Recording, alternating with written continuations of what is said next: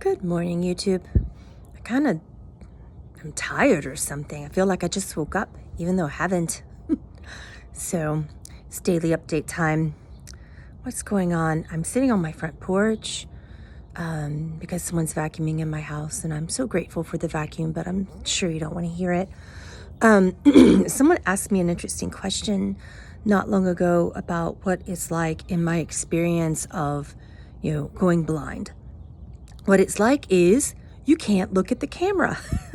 Like I can feel like right now that there's a phone in my hands, and I know generally to like open my eyes and look at whatever is in my hand, but you start to question form when you're a spiritual person who never really saw form very well to begin with, which is, by the way, how my life is. When I awakened at age 5, I literally stopped seeing form. So when you look at things like a table or a chair or a rock, you see that as something that has matter and that's palpable, that you can touch, and you know where your hand ends and that object begins, and you have depth perception. I have never had any of that. So I've always struggled to drive, and I have a very different vision, which makes it possible for me to drive, but kind of barely at this stage. So this is why things are happening in my life. Like my best friend lives in my same town, and he drives my kids around a lot. My partner is trying to move from her country to mine in order to help me out with these sort of scenarios. But I get a lot of comments about why don't I look at the screen? And it's because of I can't see exactly where I should be looking. I'm trying to figure that out. When you're going blind and you don't exactly know where the camera is, and even when you're told, it's like finding a needle in a haystack in your mind's eye, and you have to try to direct that. So even with the camera right now, it looks like I'm looking everywhere because I'm trying to find the point on the object in my hand where the camera actually is. So that's been a bit of a hard thing. That's what I'm going through. So I've literally, because I can see energy, but I can't see form, I've literally had to take my, when I'm on with you on Patreon, and it's easier when facilitators are on the screen with me because I can see their energy on the screen, but I can't see your chat very well anymore, like on YouTube and whatnot. So a lot of times I have to have facilitators there to read the chats. I can read them if I look really, really close, and then I have to have guidance to sort of telepathy the situation. So I'm like, oh, that looks like it might be, and my higher self will say, and it's a very slow process, and I'm getting better with that too. So my telepathy has been on fire, like getting stronger and stronger since my physical vision has been leaving. So it kind of is hard on me when people come on screen and they tell my facilitators, tell Pamela to look at the screen more. And I'm like, oh, dude, I'm trying. And Eric's like, fuck off, she's trying, man. So these are the things that are happening. So I have to, I'll give you an example.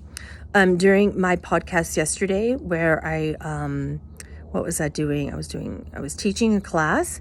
I had to I was trying to share a screen with you because it was a webinar class, and I was trying to read from it and then trying to find my mouse, and it was next to impossible. I had so much spirit guidance to make that happen. So there are other things that happen, like I used to walks in the dark, and now that's very, very hard. So, yeah, so please stop telling me to look at the screen. I'm trying so hard. See, my inner child is like, I'm trying. So I have to, when someone's on the screen with me, I take that browser that they're in, and I use my mouse to drag it right behind the webcam, right behind where the webcam is. And then I can see their energy reflecting back to me. So I just see human energy, and I look at that energy. But then I will see other beings that are around me, like Eric or Ramdas or et cetera, et cetera. So I will look, and then they will, as they're talking, their energy expands bigger. So, and then I'm looking at that. So a lot of times you see me looking over here and looking over there. That's when different beings are entering the scene. And as they talk to me, I'm watching their energy patterns, just like I watch yours when I read your auric fields. Those kind of things are happening.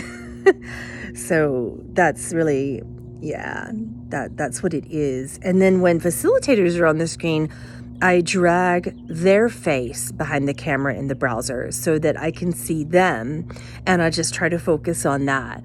But it's really, really hard because then their energy blends with like Eric's energy, or, Yeshua or Jesus, whoever I happen to be channeling. Ram Dass in particular comes through a lot lately.